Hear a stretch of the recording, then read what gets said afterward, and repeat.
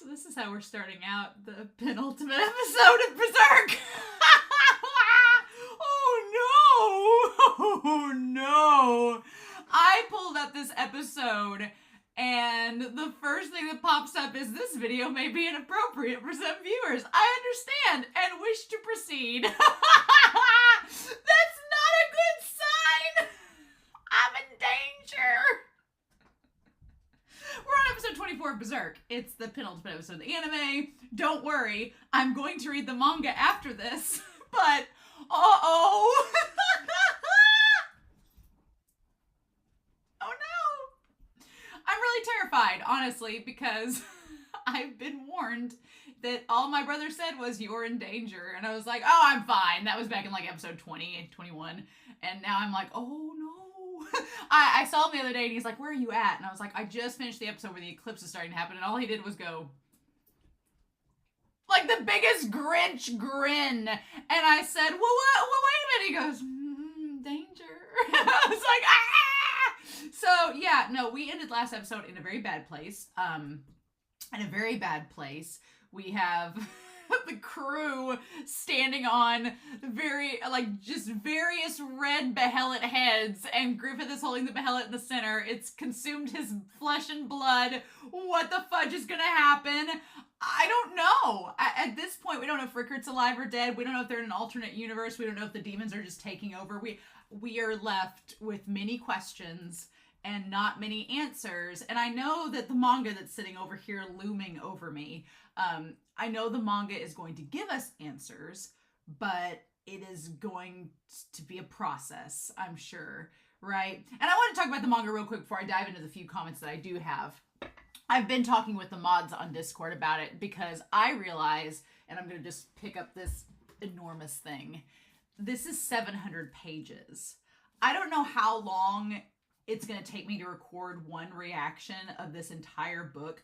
I don't know if I can do it in one sitting is my thing. And I'm afraid that's going to be the case. So I'm just going to go ahead and forewarn everyone that I don't want to split these reactions up into multiple videos per volume because that will just get tedious. And then it'd be like volume 1, part 1, or volume 3 of the manga, part 7. Like that's going to get tedious and annoying, and I don't want to do that. So I do want to have the reactions to the manga come out in one video.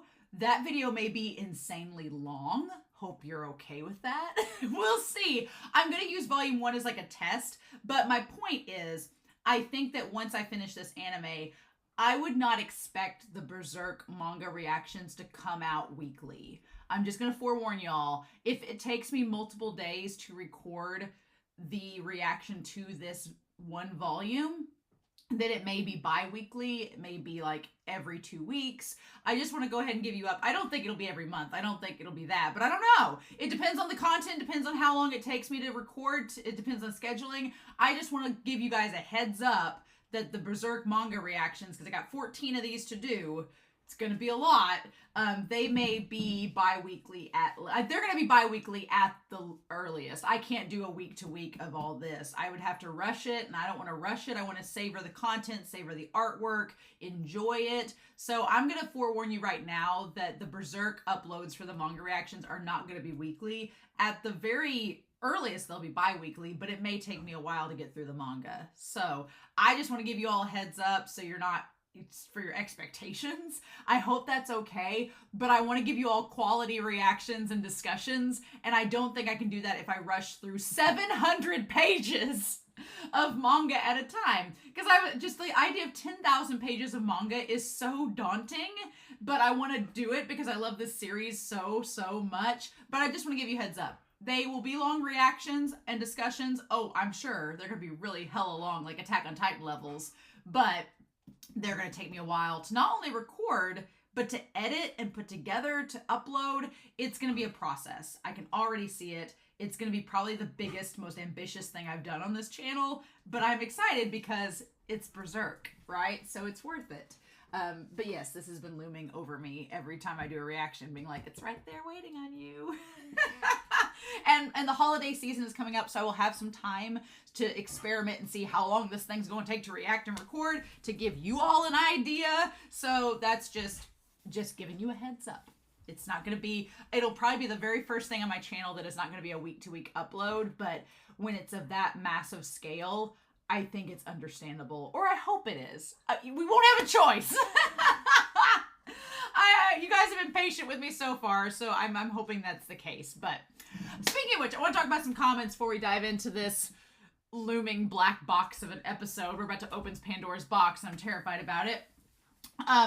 Henrik Grippa 5681 said that not only them, but several others have pointed out in the comments, and I'm gonna give them credit because they're the first one that pointed it out. But look, I'm not a math major. I'm an English major. Wrong side of the brain. Math is my weak point. I can do math if you give it to me, but it'll take me a long time to figure it out.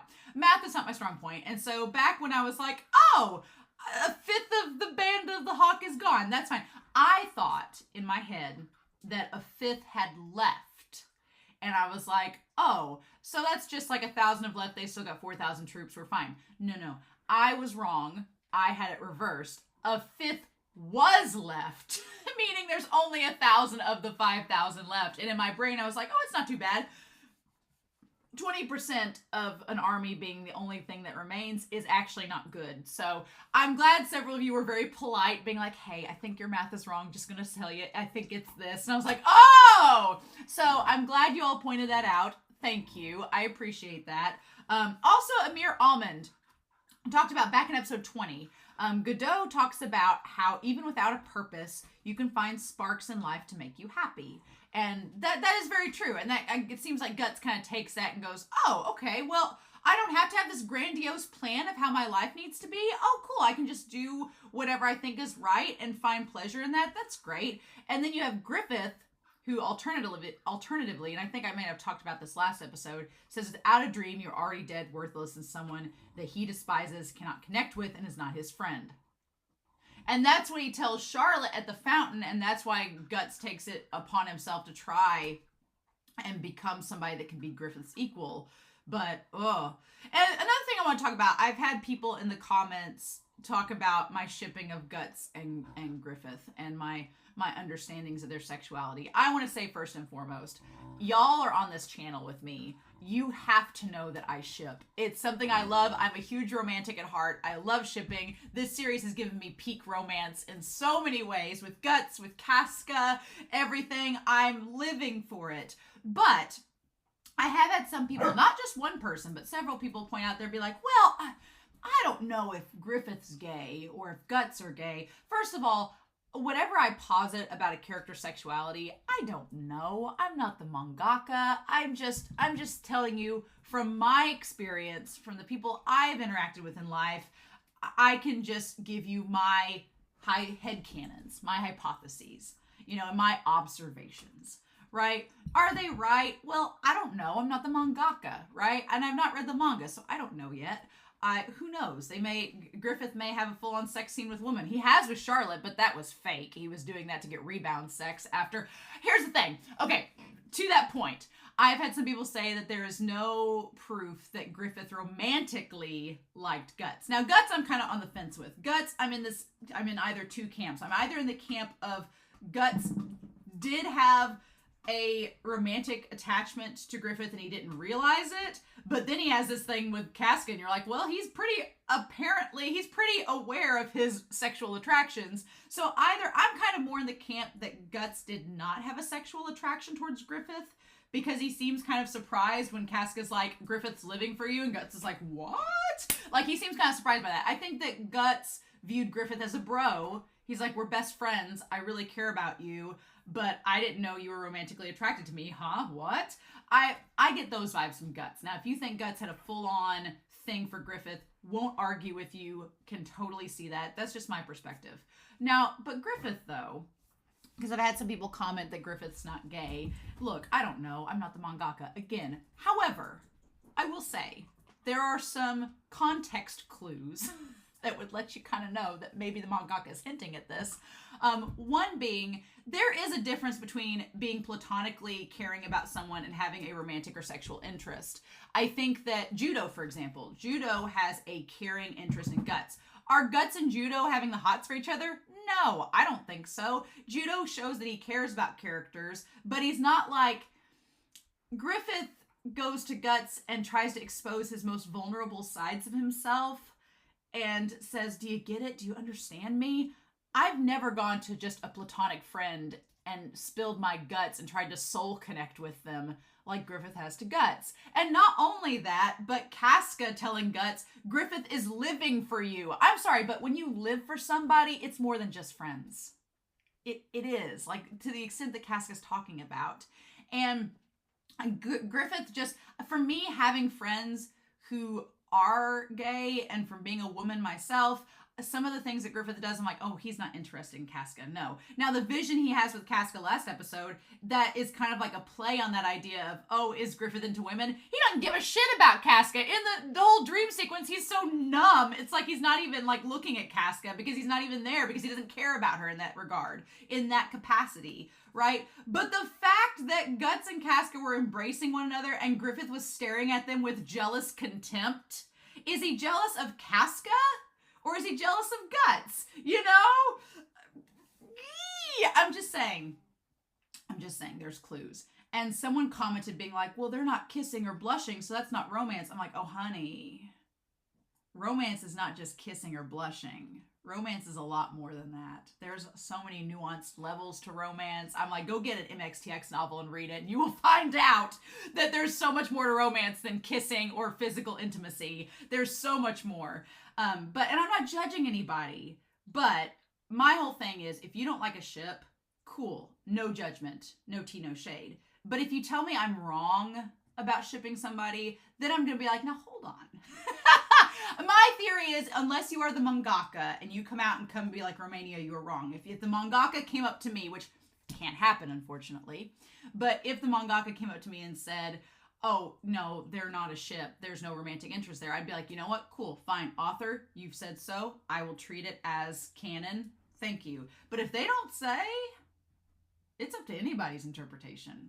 So that's all I'll say about that. And we will see. I am very adamant about, if I'm wrong about something, I will admit it. I'm not that type of person that's like, no. If I'm wrong, I'm wrong. But when it's something like romance that's so subjective in a series, it can be anybody's thing. That's the fun of shipping. You get to make up weird headcanons and crack ships and talk about people liking people that's so bizarre, right? It's like, you know, if there was a romance between, I don't know, Judo and Pippin, I don't know. They seem like bros. I'm not shipping them at all. But you know what I mean? It's very subjective. So we'll see if time will tell with the manga, but who knows where that's going, right? We gotta see if these characters are even alive at this point, past these next 2 episodes, which I don't even know. I'm walking into episodes 24 and 25 with no idea where it's going. And that's utterly terrifying. So, fun times. It's great. It's fine. I have talked for way too long. I've talked for nearly 14 minutes, but I just had to get that off my chest, because if you're watching my channel and you're expecting me to dial back on the shipping, this may not be for you. So hopefully that's okay, right? Hopefully that's okay. But I'm actually just hesitating and holding back because I don't want to click this black box because I'm utterly terrified. But we have no choice. We must move forward. So with that being said, I hope you all are ready. I'm not. I'm not ready, but what can we do? So in any case, we're going to start episode 24 of Berserk. Should be fun time. Should be great.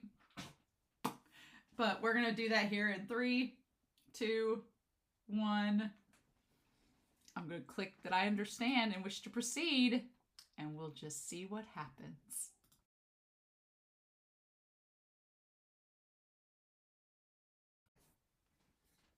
Well,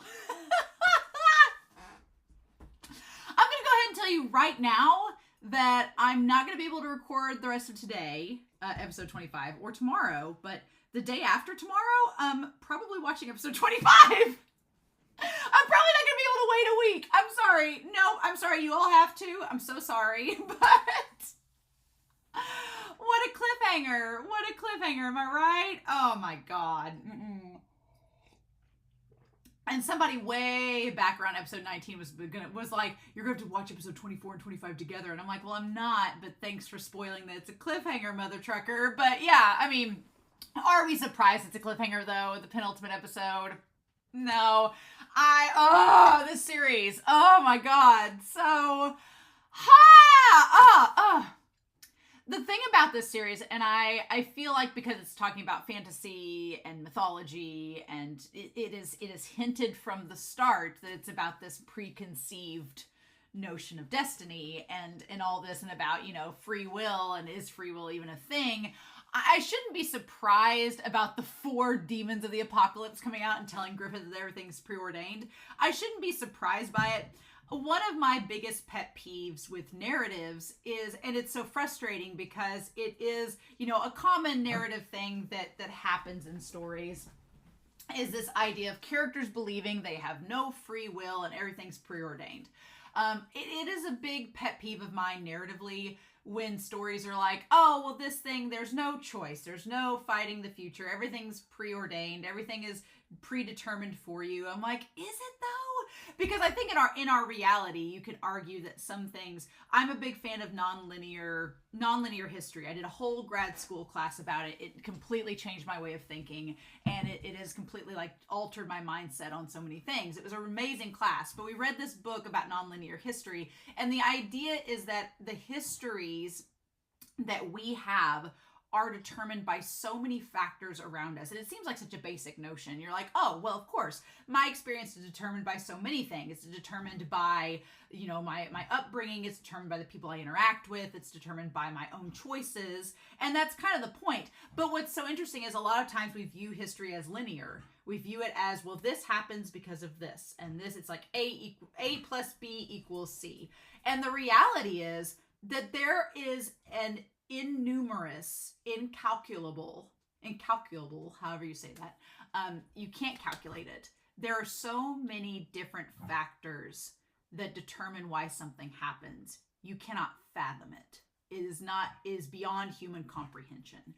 And they use the Black Plague as an example. We think the Black Plague was caused by this one ordeal. And they're like, well, yes, but here's all these spider webs of things that led to these events, and you can't just say one thing equals one thing. No, it's like there's thousands of things that lead to this one event. And that's why I feel like time travel narratives or narratives involving prophecy and stuff, that to me they can kind of get so, I don't know, they feel so limiting, because it's like, well, yes, this equals this, but there's so many factors of so many different things that lead to these things happening that you can't quite say that it's just one thing equals one thing. It's not that simplistic.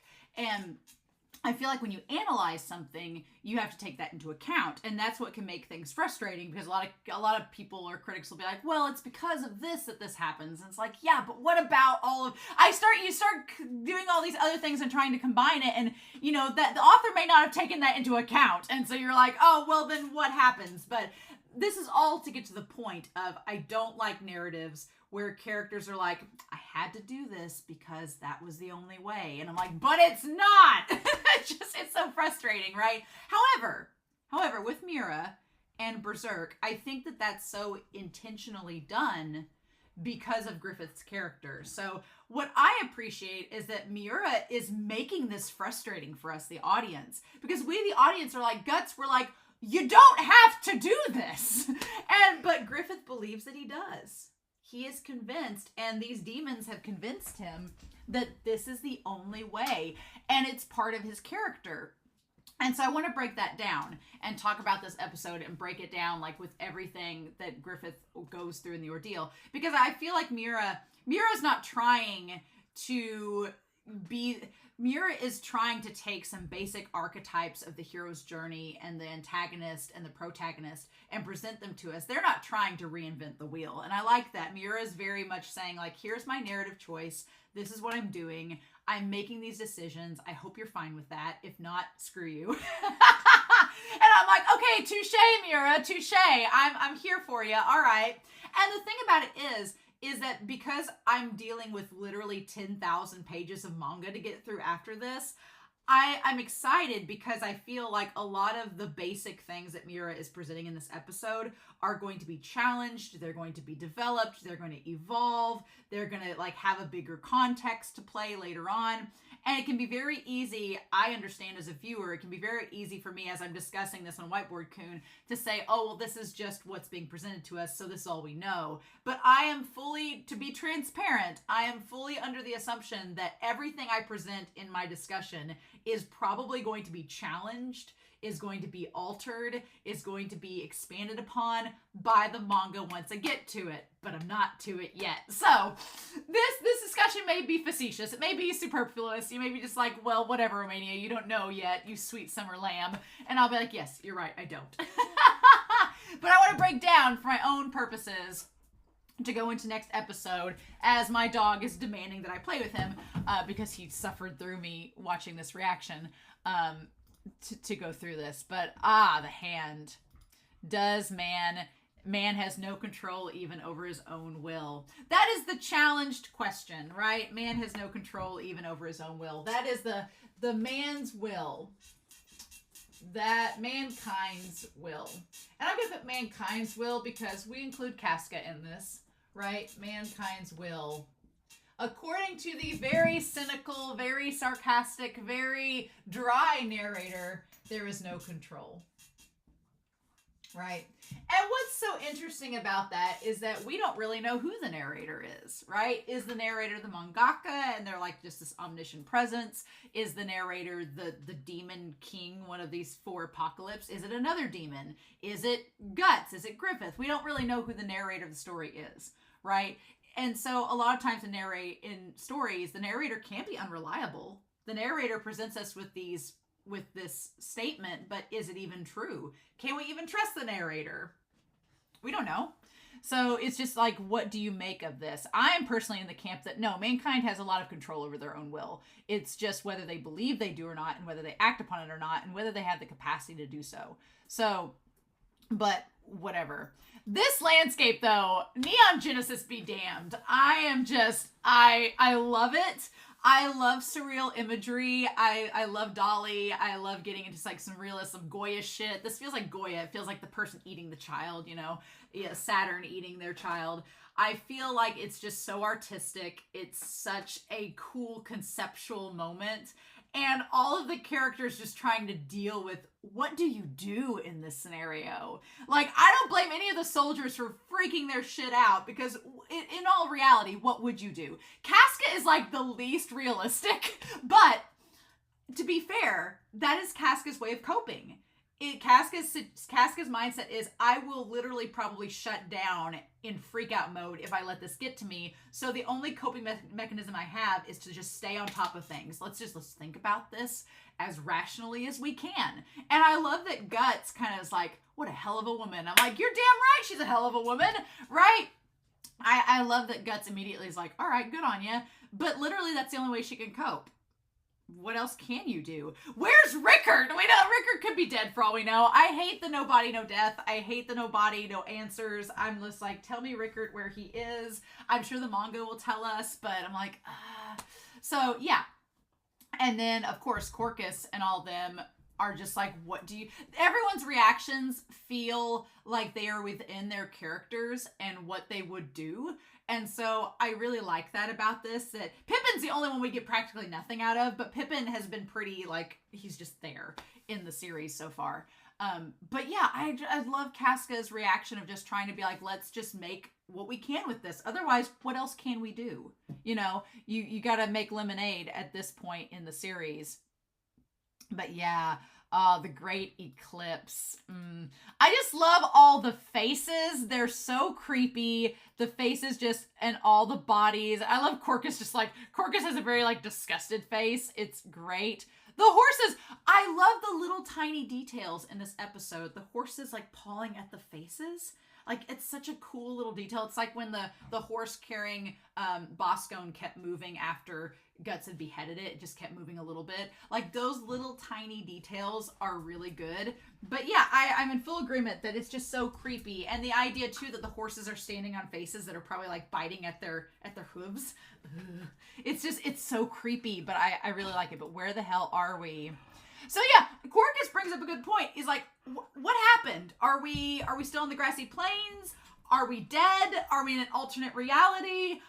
What is happening? To me, it feels like they've temporarily, because of the eclipse, two planes of existence have merged. It feels like you have the demon plane that Griffith has had little like visions of, seemingly throughout his imprisonment, maybe even before, have slowly merged, since he got the behelit, have slowly merged with reality. And so it's like two different levels of existence are like slowly merging into one, right? Or the question is, are the demons from their plane going to inhabit, the humanity's plane now? There's that question as well. It's very interesting, right? These two planes of existence, right? Are we dreaming, or did we not realize it? Did we just die? And I like Casca's like, shut the frick up and compose yourself.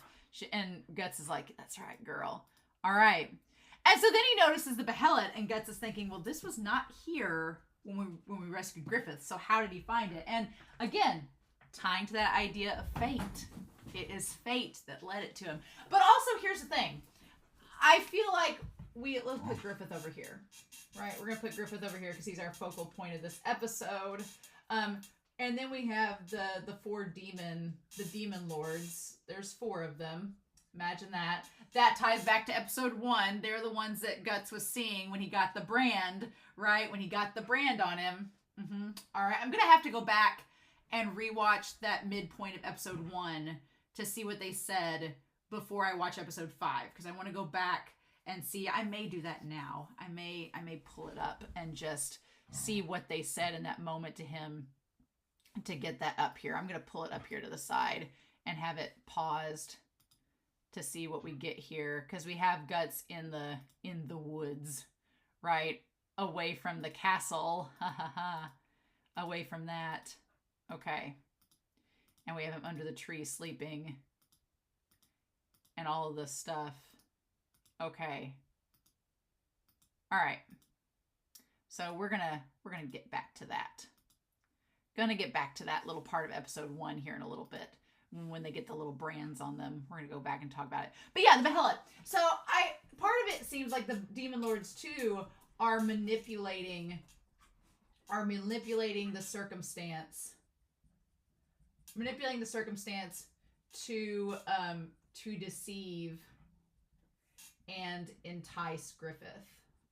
Because, there could be a mechanism with the behelit itself that once you latch onto it, then it will come and find you, right? That would be an interesting narrative thing if the demons were like, yes, we'll give this guy, we see potential in him, we see a hunger and drive in him that is like our own, very much like a demon's, and we'll give him this behelit, and it will manipulate him and follow him, and then it will get attached to him, and it will slowly lead him so that when the eclipse happens, we will be able to just go right in and get him. We've determined he is the chosen one. And that's kind of the thing about chosen one narratives, is that a lot of time the chosen one narratives, the whole idea of the chosen one is like a manipulated construct, right? Because they essentially they've kind of been, here's the thing, it's like 50% grooming. And I know grooming is like a triggery word, but I'll explain it. Of grooming by said demon lords, but also 50% of them understanding Griffith's own inner ambition. I will say that if we're looking at this series, I'm going to put over here to the side. There's probably going to be Attack on Titan and Jujutsu Kaisen Season 2 spoilers in this reaction discussion. So if you have not watched Season 2 of Jujutsu Kaisen, or you have not seen all of Attack on Titan, then just be forewarned, there are probably going to be spoilers in this discussion, and I'm sorry if you haven't seen those series yet. But I assume since you like Berserk, you've probably seen Attack on Titan. Jujutsu Kaisen Season 2, maybe not. But at the moment I start talking about it, you might just skip ahead like a minute after I start saying those words, because I'm probably going to talk about a little bit spoilery stuff with them. But the idea of his own ambition, and Guts is like, where did he get this? Where did it come in?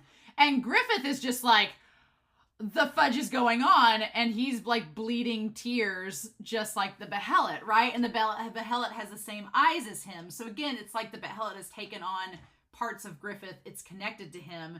I like to think the idea that Behelit, because it's connected with Griffith, it's like a honing device. It just keeps wanting to go find him. And so it locates him finally. It's just like trying to get back to its owner, right? And the Demon Lords probably knew that when they gave it to him, right? They've been slowly manipulating him in some regard. So they tell him it's time for the Great Festival of Darkness. Well, how about that, right? It's something that happens, the banquet happens every 216 years.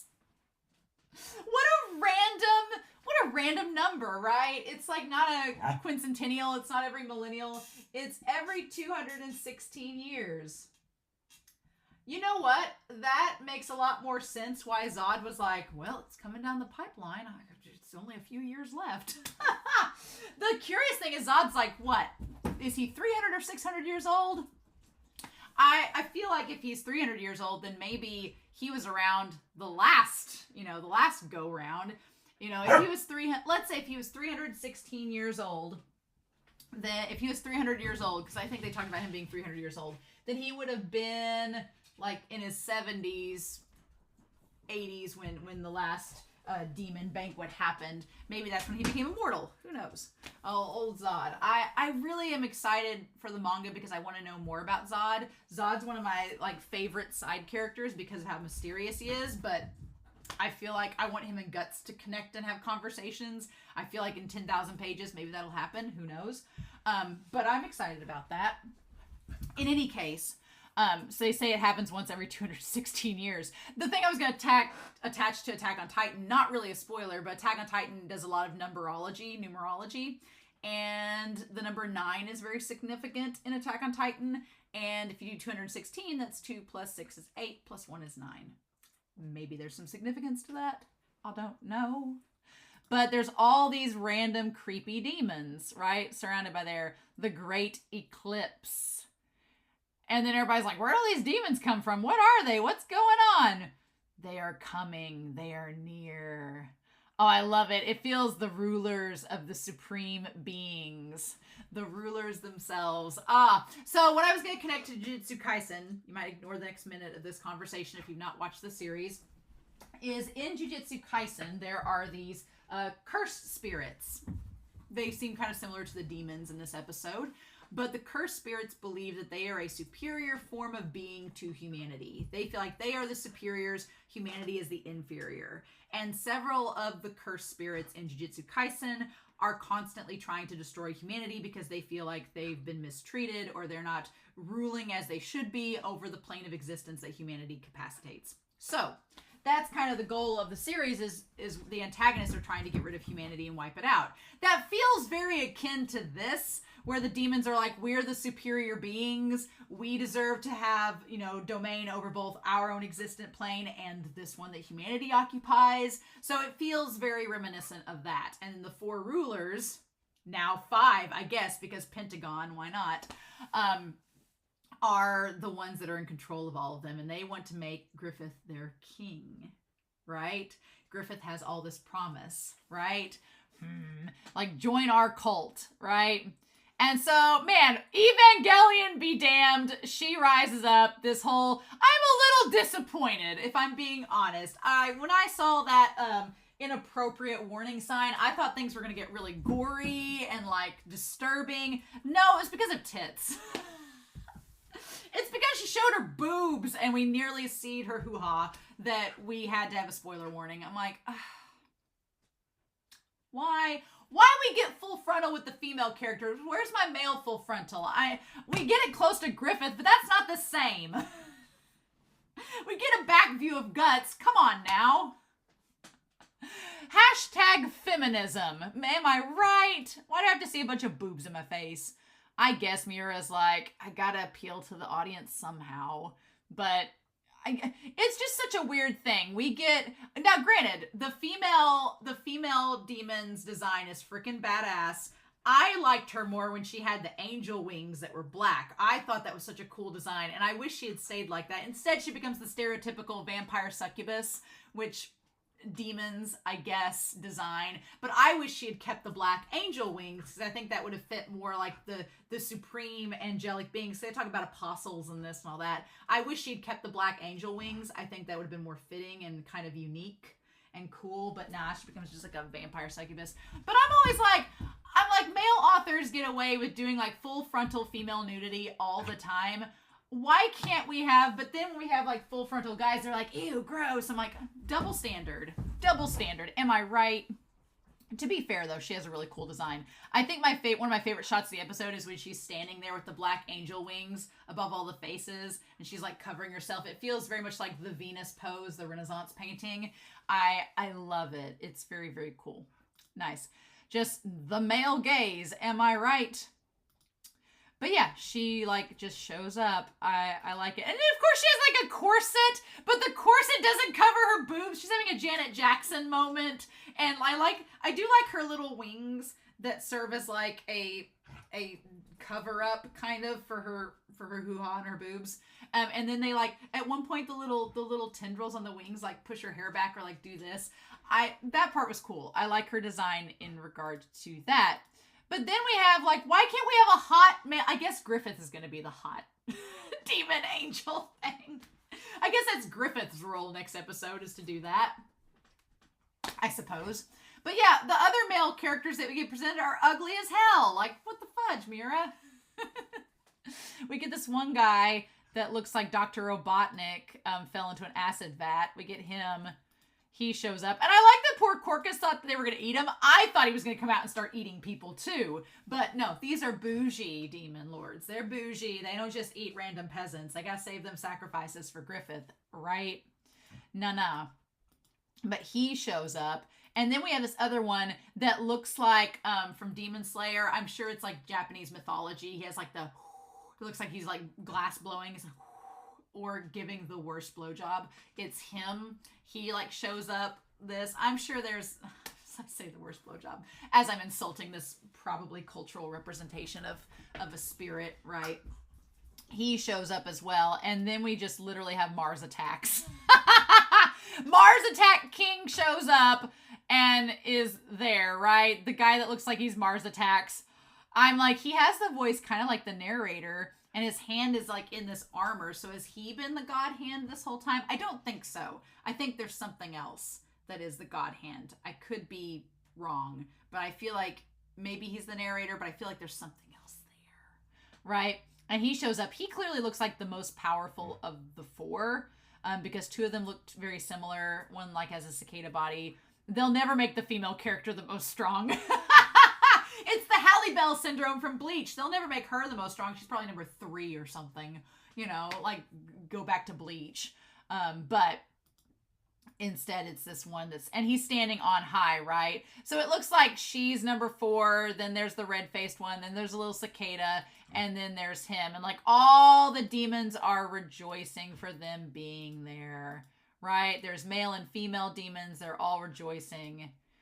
And then the thing speaks, it's now time for the great blessing.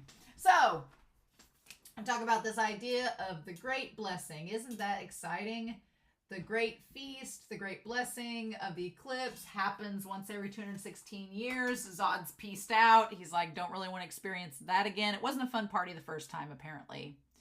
I like Corcus. Corcus has a really funny face if you pause it. Like, there's Griffith and Guts, like, looking at him like, what? And Corcus, like Corcus just has the best expression there. He's like, oh, thank you all for gathering here. Like, they're so polite in this sacred time and place for the final chapter, which is really funny because it's the final chapter, but it's like, you know, probably the beginning of the manga.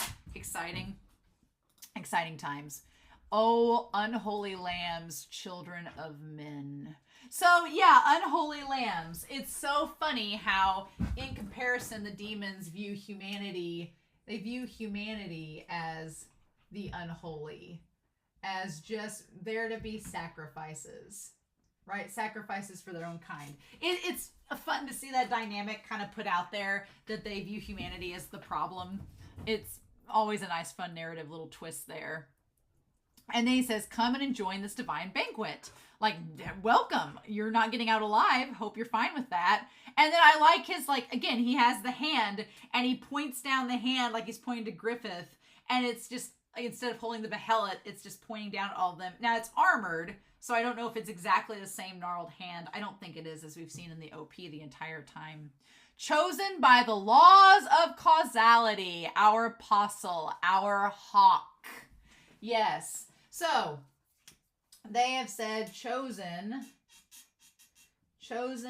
by the laws of causality. The apostle hawk. Yes, so, and I know that there's going to be a lot of people in the comments that are going to be like, oh, Romania, here are the laws of causality. Here's what they mean. And did you know this narrative thing? And I'm like, those are all narrative things that are fictional.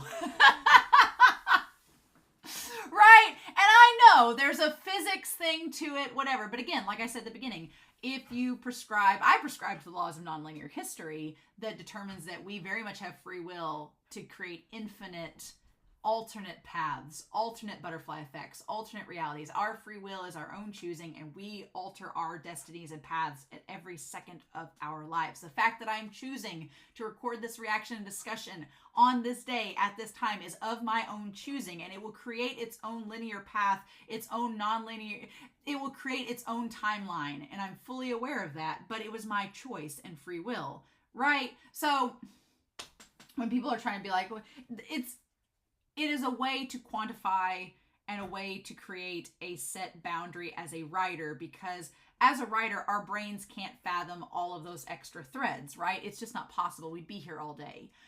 So creating something like a law of causality is a narrative choice to give a construct and a boundary to the story that makes it cohesive. So I'm fully in respect for that.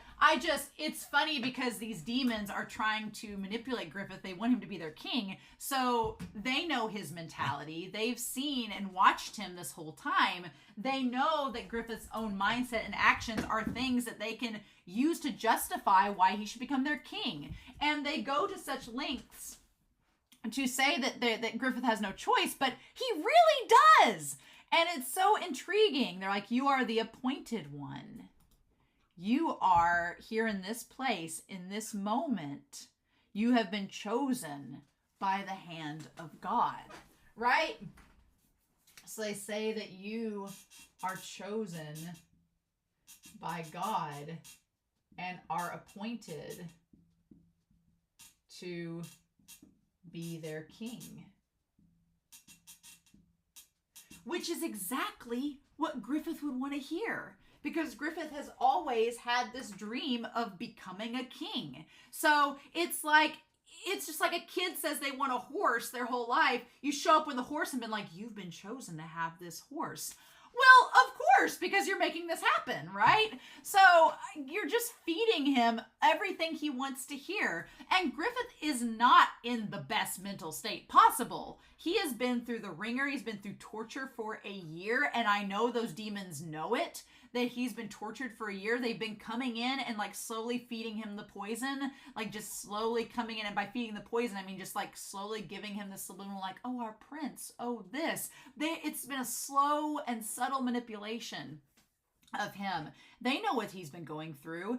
And not only that, but Griffith has been constantly kind of tortured by the reality of Guts leaving him, that Guts and Casca have a thing, that Guts is like living his best life while Griffith's been tortured. Like all of those things have come into effect to like create this instability within Griffith, that the only thing he can go back to is, what was my original goal? What was my original dream? And this is a pathway, as we'll talk about in this episode, for him to kind of achieve that and get back to a sense of stability, which Griffith does not have at this point, right? So he says, you, our kin, our long-awaited blessed king. Yes. So they have been like calling him their kin, which means their equal, their family, and their king. And the thing about that is, that if we go back to that fountain conversation that he had with Charlotte way back when, you have the idea that for Griffith to become a king, it means that everyone else, that the band of the Hawk are not his equal and are not, his friends. I mean, family, you would assume that if they're not his equal, not his friends, they wouldn't be family either. So there's this interesting dynamic where Griffith has been going throughout this entire series believing that in order for me to become a king, I have to be able to sacrifice all the band of the Hawk around me at any given time because they're not going to stand on the same plane as me. I'm the one that's going to be king and they're following under me. So that's what Griffith has kind of been going with, and we'll talk about that with the paths and the old woman. But then these 4 demons show up that seem like they're, royalty in themselves and are, on the same plane as Griffith.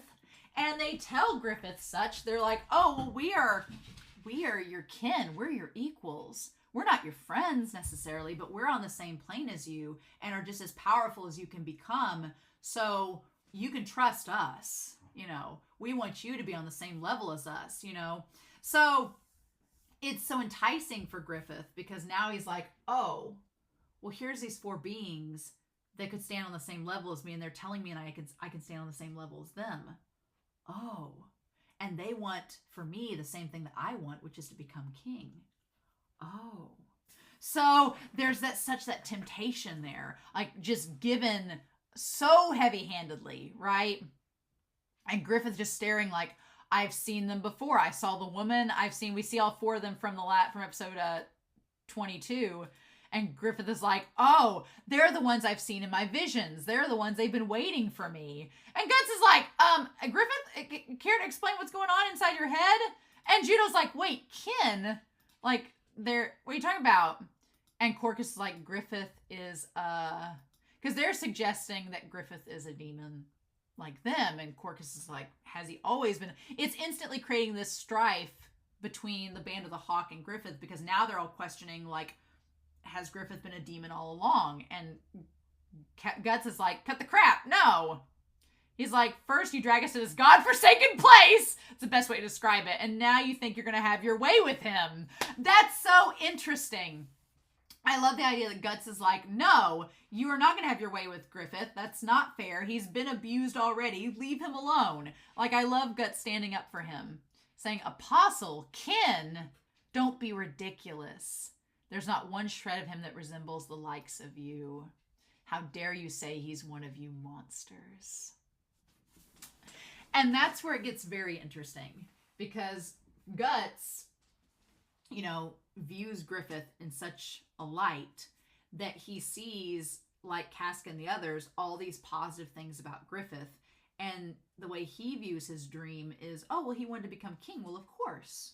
He wants to get, to the highest place. But throughout their experience with the Band of the Hawk, Griffith's rise to kingdom, for the most part, has been pretty much straightforward. It's like, no, we're a band of mercenaries, but we're going to become knights. We're going to help a kingdom win a war. And we're going to do this. It has seemed, whether it has been or not, a very noble, respectable rise through the ranks, right? And there's always been, Casca kind of alludes to it towards the end when things fell apart. She kind of alluded to Guts the fact of, no, Griffith's going to marry Charlotte even though he doesn't love her, and that's just going to be a political play. But Guts has never been one to really play into politics. He doesn't play into the intricacies of the manipulations. So for Guts, he's saying this to these demons as just like a sweet summer child that's like, no, Griffith has been very pure and very, very, benevolent in him rising up through the ranks. And the reality is, no. The reality is that Griffith kind of comes to this realization in this episode that, yeah, I knew starting this path what it was going to cost to get there. and I made the choice to do it. And nobody else has really quite realized that Griffith has this darkness inside of him, and has seemingly had this darkness for quite a while inside of him that he knows about. He hasn't fully wanted to like bring it out in the open, because like he asked Guts episodes ago, he's like, do you think I'm vile? Do you think I'm a monster? And Guts couldn't answer that question for him. But Griffith has always had this awareness that there's a darkness in him, that there's an evil within him, that he chose ambition over compassion. And he's been aware of this for quite some time. And now these four creatures are coming to Griffith being like, we know about your ambition. We know about the darkness within you. We're here to celebrate it and say that you're not wrong and that you should keep going through with it. Just keep on, feel the hatred, let it flow through you, you know? And Guts, meanwhile, is like, Griffith, you're not like that, are you? And, you know, Griffith, who's kind of teetering on this edge of, he could choose to say no. He could choose to go back with Guts and the others and say, nah. He could choose to die, because that's probably what's going to happen. If he says no and doesn't go with the ritual, they're going to kill him, you know? He could choose to say no, which would be the morally, as we as a society perceive it, the morally correct choice. But Griffith, wanting to survive and feed his ambition and see it through, chooses, nah, I'm going to sacrifice him, because that's always been my goal. And we'll talk about Guts at the very end with that. But it's like Guts has this very rose-colored glasses view of Griffith. And it's like, oh no, we've seen all along that that's not been entirely true. And so he's like, and Casca's like, Guts, come on now. Even Casca's like, now wait a minute. And then that's when the little blowhole demon is like, oh ho ho. And I like the one woman, she like hides her face with her little wings. She's like, what a beautiful little friend you are. What a beautiful friend. What a beautiful friendship. They just kind of laugh at Guts. Like, what a beautiful friendship you have. Like, you'll be an excellent living sacrificial offering. She's like, it's like, we're going to take all of that love that you have for him, and that's just going to feed it even more. It's like you're going to be the sugar, the cherry on top of this sacrificial cake, because you and your foolish belief that Griffith wouldn't sacrifice you all. That's so cute. She's like, you're so cute. You're like a little whipped topping. And he's like, sacrifice? What? And I like that. It's just like Mira. You have the little tendrils that are supposed to cover her boobs, but her nipples are still there. Whatever. We know it's boobs. Whatnot. She's like, yes, the precious living sacrifice needed for him to become a demon king. So apparently, for him to become a demon king, there has to be, for Griffith to become a king like them, there has to be a living sacrifice. I mean, are we surprised? No, are we surprised? Nope, there has to be a sacrifice for him to become a demon king. And everybody's like, what? And they're like, exactly. From the moment you took hold of the Behelit, you became deserving of the title Demon King. So there is the thing there that if the Behelit means you are deserving, not destined, but deserving to become one. Again, there's that idea of choice. Griffith has to make a choice. And so they're like, you are deserving of becoming the Demon King. The Behelit, you gaining it is recognition that you would be apt to join our ranks. Because they told him at the beginning when he took it, they're like, oh, anyone who holds this, if you sacrifice your flesh and blood, you could get all that you ambition and all you desire. Anytime somebody hands you something and says that you'd have to sacrifice your own flesh and blood, that should be a big red flag. It's probably not good. You should probably walk away from it. And even the old lady said, the old lady that is the demons embodying her, they gave him the choice. They said, you can walk away. You will probably become a sacrifice for someone else if you do that. But you can walk away. You have that option. And Griffith says no. And then, yeah, the little Behelit crying, in fact, it is because you inherently possessed the requirements that it fell into your hand. Again, they determined he passed the aptitude test to get the Behelit. He passed their aptitude test, so sure. And the fact that you used it to summon us is proof that you are entitled to become one with us. Again, not the word destined, but they're like, you technically your inner consciousness summoned us because Griffith was at his lowest point. And that's the thing. Last episode, when the eclipse was starting to happen, Griffith was at his bottom of the barrel lowest point in terms of his entire self-being. His arm was broken. He was weak. He was fragile. He had just seen the man that he loves be with another woman and be happy with her. Everything had fell apart for Griffith. And he was at the lowest of lows. And when he hit rock bottom, it was just like, it is one of those moments where it reminded me again of Labyrinth, where Sarah at the beginning has her little brother and she's like, oh, Goblin King, I wish you'd take him away from me. And that's literally what happened with Griffith. He said, oh, demons in another realm that I vaguely interacted with, I wish you'd come and make all this better. And here they are, So they're like, you were entitled to become one of us, right? You passed the aptitude test. You're ready to go. And all the corpses that have gathered here have used behelots. To take on the forms they were destined to assume. So all of these demons here are people that, have used the behelots before to take on forms that they were destined to have. They're all these monsters. Do I think that Griffith is going to be as ugly as these monsters? No. They seem like, again, we talk about destiny and whether things are meant to be or not. That should be a flag too, because what that guy, he's essentially saying, what the red demon is saying is that, oh, well, every 216 years, we've found these other individuals who we thought passed the test and had behelots, but, they just didn't quite work out. But you might be different. You might have the aptitude to let it go, that we're looking for. And all of these failures are just ones that'll follow you. It's such a manipulation. It is Ursula the Sea Witch just promising Griffith that, oh, you could become king. Now, granted, Griffith might be the one that they're looking for. He might be the one that they are absolutely looking for that's going to fulfill what they've been seeking. Griffith could be the one. But the fact that you can see all these other demons that didn't make the cut still being there would be a red flag of being like, this is a gamble and they're clearly using you, and if it doesn't work out, you're just gonna become one of these mindless drones like these other ones, right? Again, that reminds me a bit of Attack on Titan. Skip the next minute if you don't want Attack on Titan spoilers, but it reminds me kind of Ymir searching for 2,000 years to find Eren, who was exactly the person that she needed to enact what she wanted, which was destroying humanity. It feels like that same vibe that they've been looking for Griffith, and here he is. And Griffith is giving off major Eren vibes in this episode of choosing, nah, I'm gonna become king. I think I'm gonna do it. I do appreciate in Attack on Titan that Eren didn't want to become king. I've always liked that about his character in the series, that he wasn't striving for that. That's something I think Isayama did a nice job of subverting. But it does have that same vibe of, I've always been this way in my heart, and now I've got power to do what I've wanted to in my heart, and it's freaking scary and dangerous.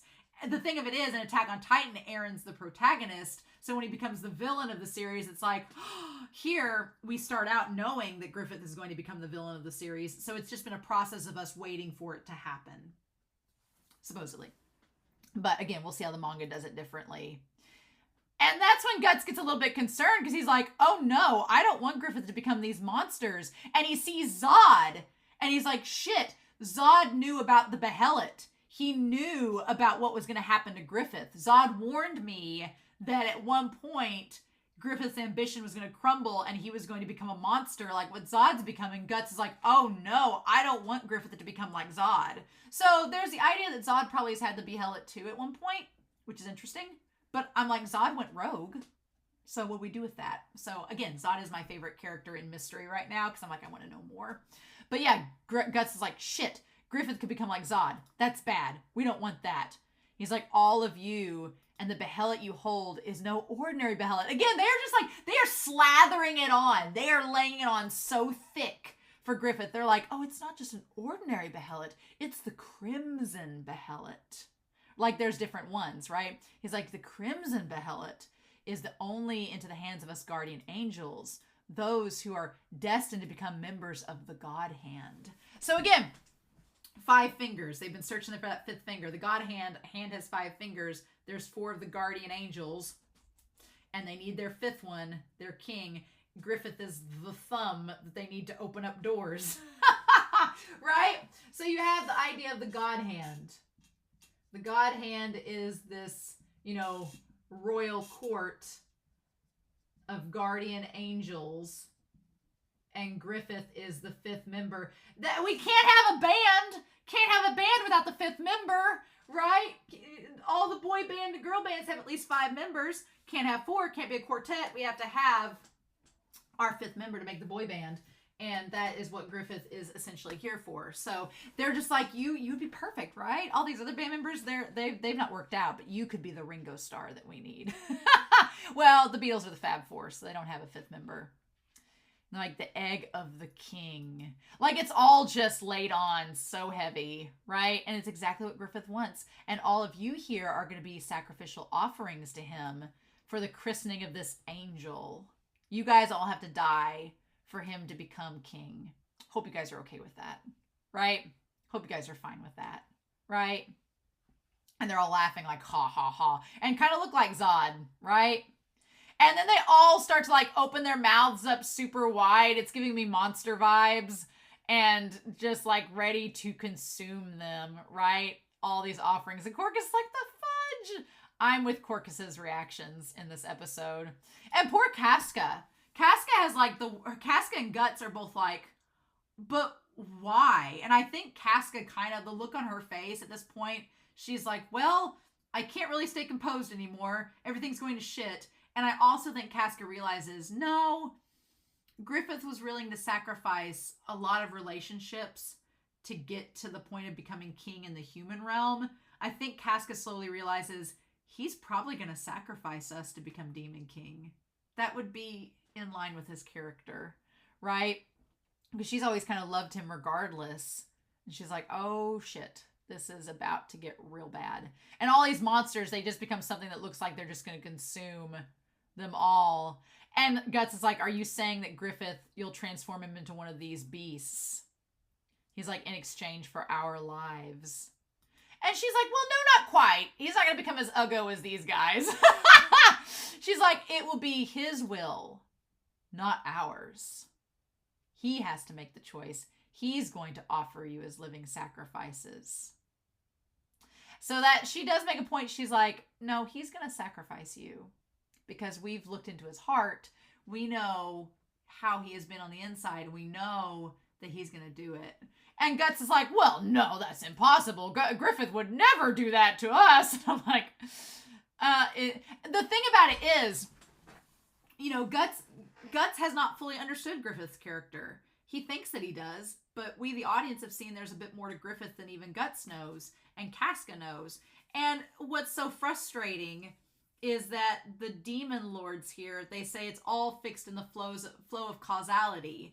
The way that they're looking at it is, we know that it's a fixed thing because we understand how Griffith's mind works.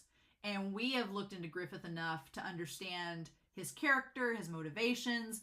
And so it can be frustrating as a viewer, especially myself, who's like, no, things are not fixed in stone, like you say are. When people take it literally and say, oh, well, it's just, you know, it's a causality loop, stuff like that. I'm like, well, it's a fictional thing. You can, as a writer, you can do whatever you want with that. But what I do like about this is that they are suggesting that, no, the whole idea about the laws of causality is, again, tied to their predictions of Griffith's character. We've looked into Griffith enough, done the background, we've made a Sherlockian deduction that this is how Griffith is going to react. And the frustrating part on our end is that we know, as humans, that Griffith has every right to say, F off, not going to do that, whatever. But we also know that Griffith's probably not going to do that because that's not his character. So it's like, it's so frustrating because you just think that maybe if he said no, then it wouldn't happen. But then there's the idea of, well, if he says no, are they all going to die anyway? Is it just not going to work out? And so his fate was decided long ago.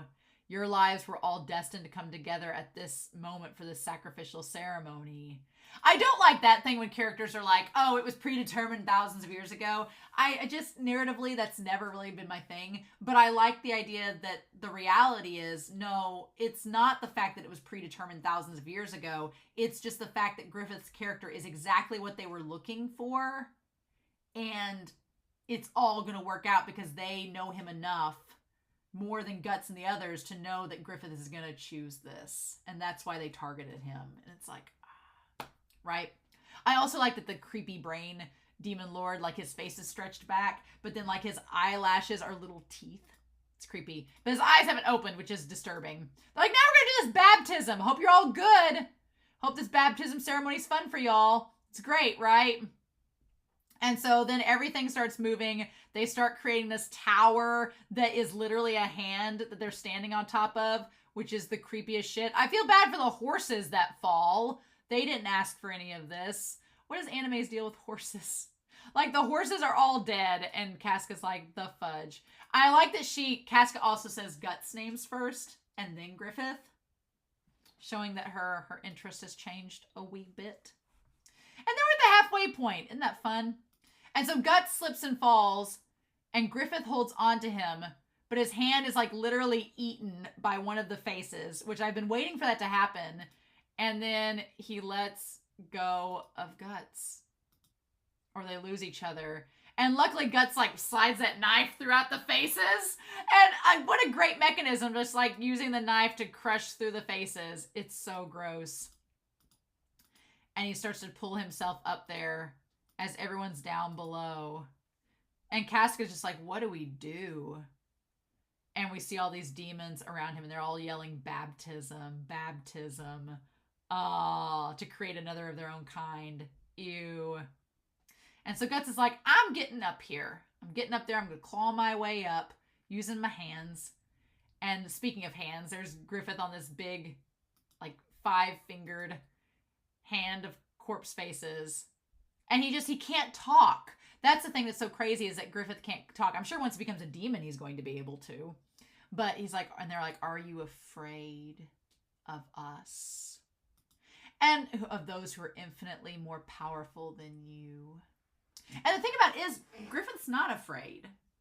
Griffith's never really been afraid of any challenge that he's come up to, because he's always had this idea that it's like, it's manifest destiny. Griffith is like, he's never been afraid of the challenges put in front of him, because since he had the behelit, he thought that he was destined for greatness, so how could anything bad happen to him? He is creating his own timeline, and he is influencing his own timeline. But it's so ironic, because he thinks that the timeline is set in front of him, but that's not necessarily the case. It's just that he has determined his own destiny. And so he's always thought he'd get to the point of becoming king, so he was never afraid. And then you have this moment here where he's confronted by these 4 demon kings. But why should he be afraid of them? Because they've just said they're going to make him a king like them. So why would he be afraid? Because they just told him, they're like, oh, we're equals to you. And he's like, are you afraid because we're more infinitely powerful? Well, no, because you've just told Griffith that he's going to become a king like you and become infinitely powerful as well. So why would he be afraid? You know, it's so funny how those words kind of manipulate and are strung and said by him, right? Of our almighty power. And Griffith's like, of course I wouldn't be afraid, because I'm going to become like you. And he's like, before we venture into the future, let's travel back once more to the landscape of your past, which is essentially just when they manipulated his future. Because they saw he was like around his friends going towards the castle. I loved this flashback because it was quiet. There was no music, no sound. It was just like the sound of him going. But again, these demons have manipulated, they've basically created this future for Griffith in some ways. And again, it's like a 50-50%. By grooming, I mean they set up the initial encounter. They confronted him, presented him with this scenario, gave him the behelit, and then that's 50% of it. That's half of it. They manipulated the situation where it created this opportunity. But the other 50% was Griffith taking the initiative and saying, what are my end goals? And deciding to follow through. That's the thing about it all here, right? And it's so creepy. I think it says a lot for Griffith's character that he freaks out as a kid seeing the corpses, and he has this moment of freaking out, and he has like all this like blood on him. It makes his hands look monstrous because of all the blood, and he freaks out, but then he's like calm about it. I'm like, any other kid I know would probably just pass out from being so terrified, but not Griffith. I'm somewhere I shouldn't be, and there's all these corpses. He's like, there's so many dead people, and she's like, this is the only path that leads to the castle. Those heading towards the castle have to tramp over the fallen or become one of them. And that is a really cool way of saying, like, if you want power, those who want power have to take power from others. It's a very nihilistic, very depressing, pessimistic view of the situation, but it has been proven a lot of times in reality that if you want power, you do have to take it from others. Now, that being said, in reality, it doesn't always have to be like a killing death situation, but it can be something as simple as, if you want the job, if you want a career, you have to take that opportunity from someone else. And that is the way the world kind of works, in the least violent way possible. Like, if I apply for a job and there's 5 applicants, only one of us can get the job. If I get the job, I have taken power. I have taken a dream or an opportunity away from someone else, right? And that is one way to look at it. Of course, the thing about it is, in reality, if I take that job from somebody, there's probably going to be other jobs available, just in different locations at different times. Again, nonlinear history. Me taking the job from one person, it does alter the timeline for that person, but it doesn't necessarily mean that they're going to die or they're going to have a horrible life.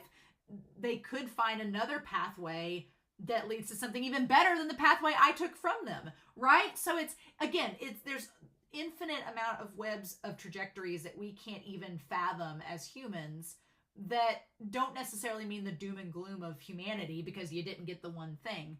But the way that it's structured in this narrative, to give it cohesiveness, to make it all fit, is that, Griffith, to become king in this world, in this narrative, to become king, he would have to take the dreams and possibly the lives from others.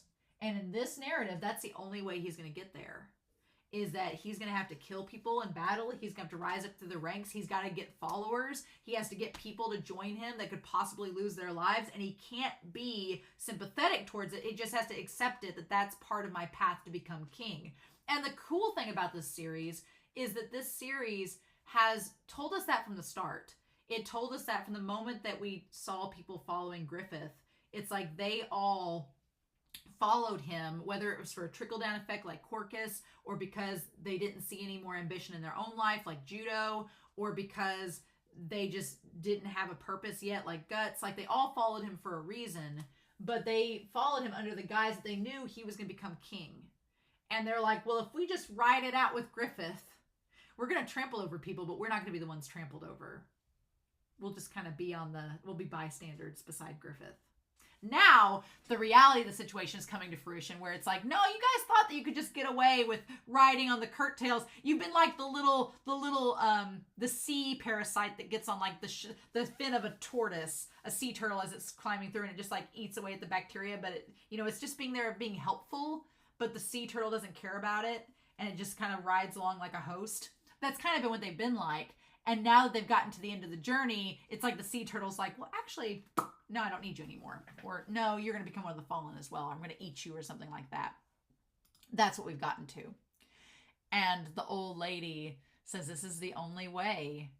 It's one or the other. And I'm always, again, reality is not a one or the other scenario. There's so many possibilities. But in this narrative, the way they're presenting it to Griffith is that it's one or the other. We as the audience know that's not necessarily true, but Griffith's a kid when he first encounters them. He doesn't get that. This black and white scenario is presented as his only option.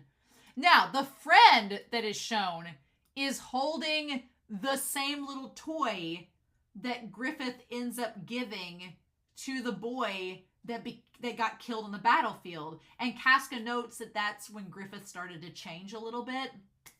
And I feel like that was a checkpoint in Griffith realizing that what the old lady said was true, and that in order for him to become king, he was going to have to end the dreams of people like that boy. And is he okay with that? And he decided back then he was okay with that.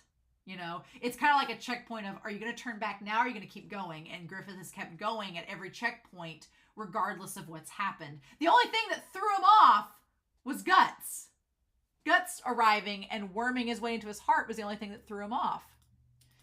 And he's like, but you're already dead. And then we see the Band of the Hawk members, like all of his, like the stuff taking place in his consciousness is like, it's not, what's so fun is seeing how these demons kind of manipulate, showing him the past with the old lady, but merging it with the future and creating this like something in his consciousness, this manipulation that is fusing what he's experienced in the past with what they want him to experience now to determine his actions that are going to impact the future.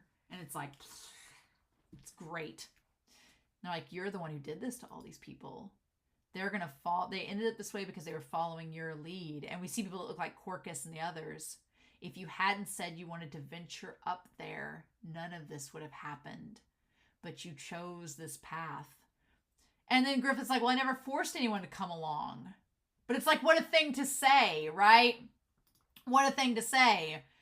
Saying, how do you think you were able to come this far? You know, it's like, now listen now. The path that you've chosen is paved with those people's bodies. And that's not all. Those people have pied on several times more bodies than just the ones that you started with, so that you could get to where you are now. That's the thing of it too, is like Griffith saying, well, I didn't ask them to join me. And the demons are like, oh, that's funny you say that, because you didn't ask them to join them, but you have, gathered people together that kind of just so happen to be like-minded as you, but have turned to you for various reasons. So you're like, Corcus was the leader of a band of thieves who likely killed a bunch of people. Casca killed the man in the cart, and you sought her out and came to her. And it's like the idea that you said, oh, you guys don't have to follow me. But yet you and your actions alone were exactly what they wanted. So you enticed them, right? Without even realizing it. Kind of like the demons are enticing Griffith without him even realizing it. It's like these like-minded forces are being drawn together. And then you're like, well, you couldn't have got this far without them. So did you really not enlist them, or you didn't turn them away? And you didn't change your plans once they joined you? You kept going and you used them, and you became cognizant that you used them, and you were okay that you used them. So now you can't go back and say, oh, well, I didn't mean to. They're like, no, that's not how this works. And it's so cool to see it all come together and see all of Griffith's actions kind of be confronted by the demons.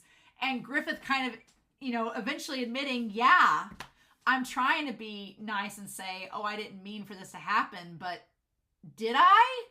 Griffith kind of comes to reality of, yeah, no, I did want this. He's like, if you're to make it all the way to the castle, you have to do this. Do you want to turn back now? And they're like, and they say you can't think like that. If you succumb to your fears, you'll end up as one of those bodies yourself. So it is very much, the demons are manipulating him to choose. And again, it's 50% the demons manipulating him to be like, oh, well, if you turn back now, you'll become one of those bodies. You can't do that. There's no other way. But the other 50% is Griffith going along with it and admitting that that's what he wants. And Griffith, by the end of this, admits that, no, I want to see the castle. I want this ambition. I want to be king. And him admitting that, yeah, I'm willing to do whatever it takes to do it. I've always been willing to do whatever it takes to do it. I'm just now realizing the ultimate stakes of it all.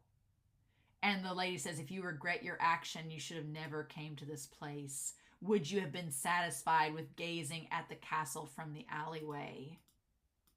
And then Guts says, no, I wouldn't have been satisfied.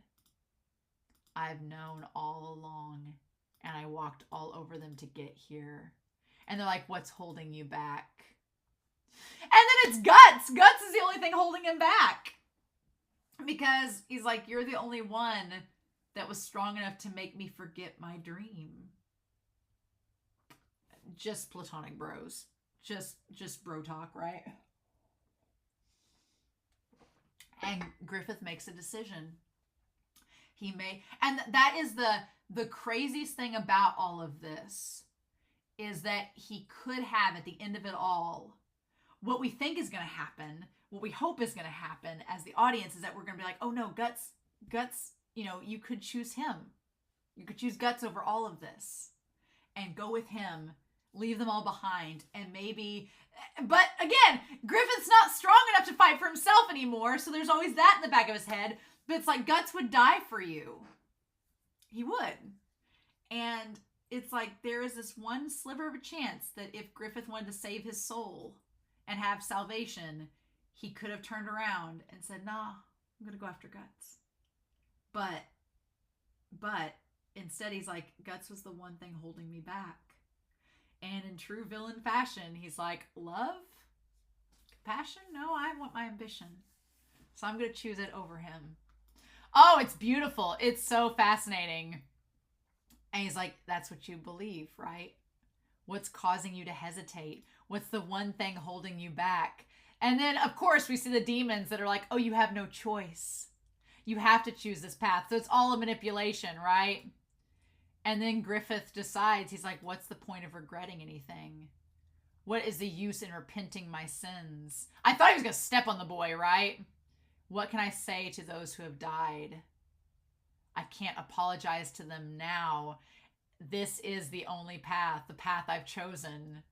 He's like, if I regret my actions or seek atonement, it's all over. And it's like, no, we've watched so many other narratives that do that. You could, Griffith, you could choose to atone. You could choose your friends, but he's not going to because he's the villain of the series.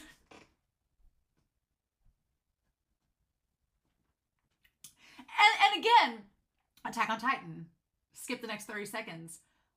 Like Eren, you understand his actions. You understand why he's choosing it. And you get it. It's so well written. It's so well done. But there's a part of you that's just like, but you don't have to do it. But he's going to do it. And that's why he's the villain. And it's like, you're just like, man, that's Griffith. And you can view it as strength or a weakness. But, oh God, it's well done. I'll never reach my destined goal if I don't go through the thing. And of course the demons are like, yes, that's who you are. And he's like, no, it was an illusion. It's your consciousness. You have to stack bodies to reach the highest summit of your destiny, stepping on thousands and 10,000s of bodies of your comrades that you paved for you in turn. All while disregarding who or what they were, you trampled your way here. So why stop now? You only carried one thought in your mind, which was, and now you've reached the end of the path. They're like, you've made it. This is where it was leading you. It was leading you to us. The funny thing about all of this is, what if, there's a big what if, and that is, what if Guts hadn't left? What if Guts had stayed with them and he kept moving forward to becoming the King of Midland? Would this same scenario have happened, and would it be the same? That's what we don't know, and that's what we can't know. And that is something that's very frustrating, that I'm wondering if Guts is going to go back to, if he's going to look back and be like, if I didn't leave back then, would this same scenario have happened? Because if Griffith became King of Midland, or if they became knights, and he was confronted by this same gesture, by this same... Because, I mean, the big what if scenario, what if Griffith had become, the Count of the Midland? What if he got engaged to Charlotte? What if he was going to become king, and then these demons showed up and they're like, become the Demon King, and he's like, no, I'm King of Midland. This is what I wanted. So thanks guys, but no thanks. I got my goal. I'm good now. Like, what would have happened? Would he have been as tempted as he is now, that he's at his lowest point and is definitely not going to get King of the Midland, goal reached? Would he have been as enticed to pursue this? That is the big what if. And I don't know if Mira is ever going to address that, but it's such a, would that have made a difference? Don't know. And then, yeah, and they're like, look around. This is your gift here at the final destination of your bloody journey. There, and I love that the way she says, she's like, all of the hawk wings that have accompanied you in flight, they're all going to become feathers in your cap. They're all going to become sacrifices to benefit you. Each pair of wings. Surely they'll forgive you. I love that Juno's like, no! And Pippin's got the sweat drop like, no, even if they're racked by despair at this moment, they'll welcome you with open arms. And Corcus is like, no, we're not! And you'll live on. And you shall live on and trust your wounded body to them. Like, it's just like just layered temptation upon temptation. And Casca's like, he's gonna say yes. And Guts is, they're like, leave your past behind and bury yourself in the ruins of your dreams. And Guts is like, the ruins, or Griffith's like, the ruins of my dreams. That is the divine punishment created by man.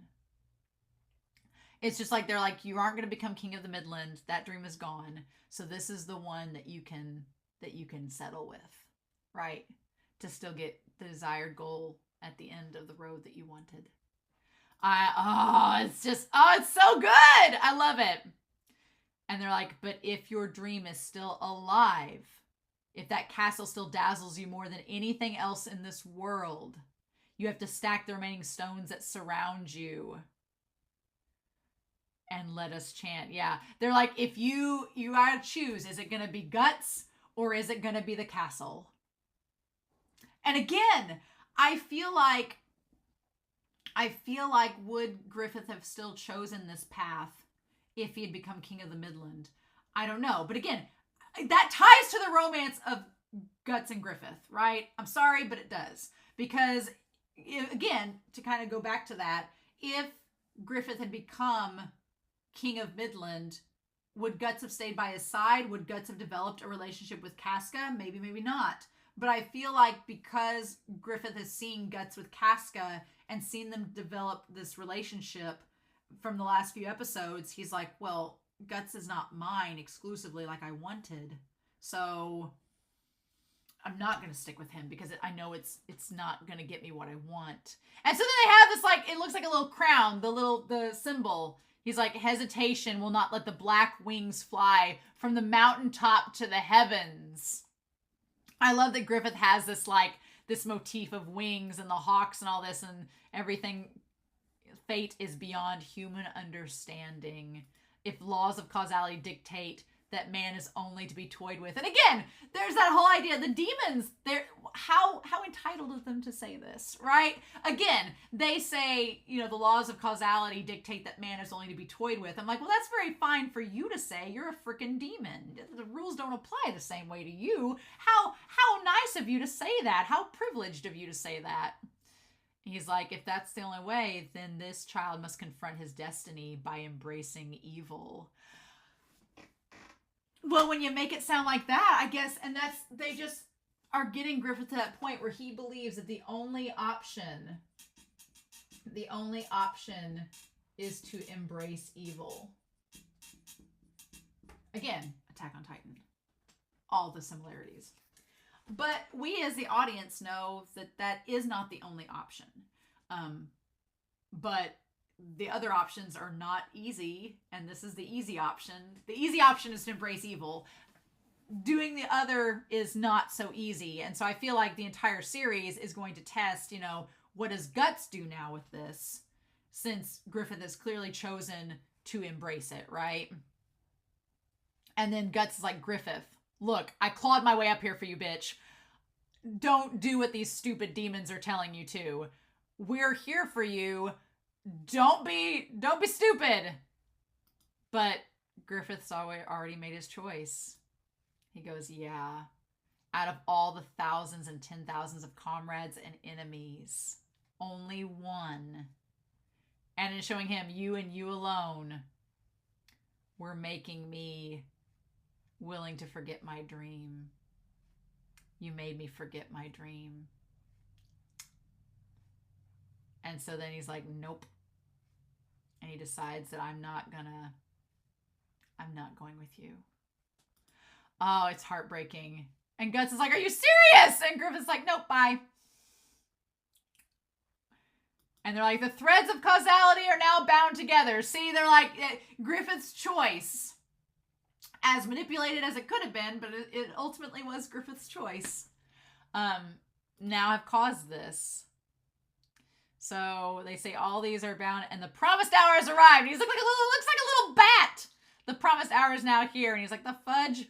So this brand like goes out, snakes out, like Evangelion style, and like gets on all of them, and it like gets on Casca's armor, which is interesting. Of course, it gets to her heart on her armor though, which I'm like, maybe since it didn't get into her flesh, maybe we're okay.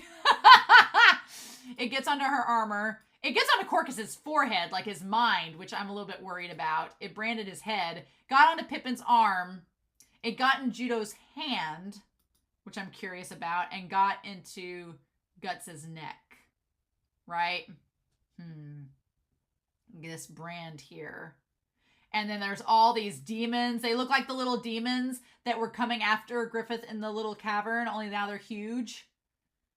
And so, yeah, they're all like going crazy as if they've been targeted to be sacrificed, right? So I want to go back to episode 1. And what they said. Because Guts is still alive despite having the brand. So what does that mean? And so the wind is howling. Guts only has one eye open. And he's like, it's them again. And he reaches for his sword. And the brand starts to glow and bleed, right? And it says, we are always watching you. It says, we are always watching you, and your body belongs to us. So we have the idea of the demons. We're assuming the 4 demons. And it says, we're always watching. And then your body belongs to us. Okay. I want to go back, and now that we're episode 1, say this. And you cannot escape us. Your blood, flesh and bones, it's ours. Which would make sense with the human sacrifice. They're like, you cannot escape. And that your blood and bones are ours. Because if you are sacrificed, that means that you're entitled to such. And they're like, that's right. Everything is ours. And then it starts bleeding the brand. He's like, shut up. And then we see the things from the little monsters, the things from the episode, right? And they're like, it's ours. And he's like, you. And then we're back to before. That's what we see in this episode. Okay. We're cutting back. And they're like, the brand. Okay. The brand. Like, as long as you have this brand, your agony, pain, sadness, and even your fear. Okay, so agony, pain, sadness, and fear are theirs to eat, I assume. What do they say there? And even your fear, everything is ours. And he's like, stop it. And then we go back, right? If I'm looking back at this, we see the woman. We see her. Yep, we see her. We see the one guy with the glasses. We see the BJ one. We see the one night. Yep, you don't see his face. His face is more hidden. And then we see Guts. And yeah, it looks like he has the fake arm there. We see all of them together in this moment. What great foreshadowing to get to this point, right? And then all of them are surrounding him, which all makes sense now. And he looks straight forward. I just love it. I love that we get this callback now. It all makes sense, right? Mm-hmm. And he's gonna see Griffith at the end, right? And we see Griffith with the helmet. that's always been there. He's like Griffith. And he looks Butimus there, of course, right? And then Guts gets mad and swings at him. But, okay. But nothing ends up happening, and he returns back to the present. Okay, right? And he's going up to the castle, and that's where we have the Fee Floored and all of that. Okay. Okay. All right. So, that's episode 1. So, theoretically, based on that whole experience that we just saw from episode 1 time back, based on that, what we could assume is that just because you have the brand makes it to where you are chosen as the sacrifice, you are going to be targeted by the demons, and they're going to keep coming at you until they kill you. Essentially, that's what that means. So, that explains a lot. So the good news out of all this, the good news is there is a chance that maybe Guts and the others can escape. If Guts can escape, then why can't Casca and the others, right? Right? So I'm going to think positively and think that there's a good opportunity and a good chance that Casca and the others can get away. They'll just be haunted and tortured by demons the rest of their lives. But they could get out and they could get away. Maybe the demons are hunting them down because Griffith can't become the complete king that he is until they're all dead. And that would set up the conflict of the manga being like Griffith is trying to hunt all of them down to kill them to complete the sacrifice, to complete the ritual, and to completely become demon king of the world. But he can't do that until they're all dead. And that will drive the conflict of Griffith has to kill the man he loves, Guts, in order to become Demon King. And Guts is like, screw you. Why have you done this? Baka. And then we go from there. Maybe. I'm assuming with 10,000 pages of manga, there's a lot more to it than that.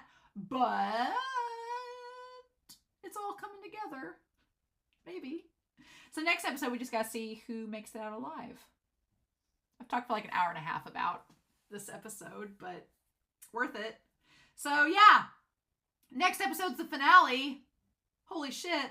I'm gonna ask Discord what extra berserky things I should watch at the end, like the outtakes and stuff like that, for the dub. I haven't had time to watch the dub. I'm sorry. My schedule's so packed with work and the reaction channel.